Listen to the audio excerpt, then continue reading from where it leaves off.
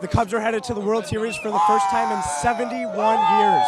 Cubs fans, young and old, are out to celebrate in Wrigleyville, but one Cubs fan in particular has a special story about how he's now connected to the Cubs and is looking for the one big W.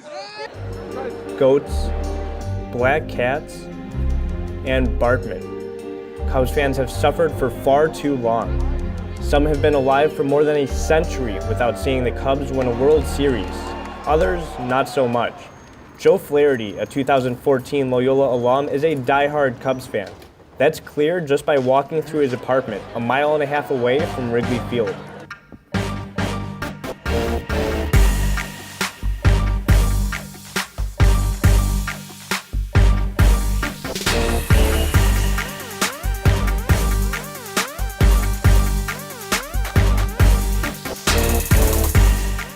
Almost 20 years ago, Flaherty got his first experience in the park. This is from May of 1998. This is the first game I ever went to.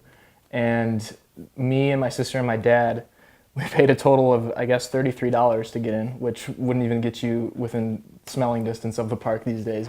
So for a lifelong fan, nothing could be sweeter than the Cubs going to the World Series. Well, other than seeing it firsthand, Flaherty has worked security for the team since 2010. Before the playoffs started, he got some news that he wasn't expecting. Into the playoffs, they told me, they're like, in the playoffs, MLB mandates we have 2 supervisors down there, so like, congratulations, like you're there. From there, the Cubs advanced to the Fall Classic for the first time in 71 years. And with the job, there come perks. Joe gets first dibs at buying tickets to every home playoff game at face value, a deal that his dad, John, has taken advantage of. Watching him while I was at there, I had a good view of him where he was on the field, and that's something else. There's only a couple of people out there besides the baseball players, and he's one of them, so that's pretty cool. Even after decades of waiting, the win came as a relief at a time of need for Joe and his family. In March of 2016, Joe's mom passed away. So for the Flahertys, the Cubs' success has been a needed distraction.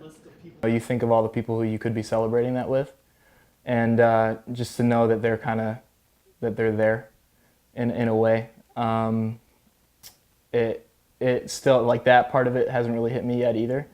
After all he's been through, Joe says he'd have a special message for anyone who could have predicted his current position. If you were to tell the kid who bought the Zambrano jersey that when he was like 10, hey, you'll be out there for the World Series, I would have called you a liar to your face. With the Cubs in the World Series, it turns out anything can come true. For the Loyola Phoenix, I'm Nader Issa.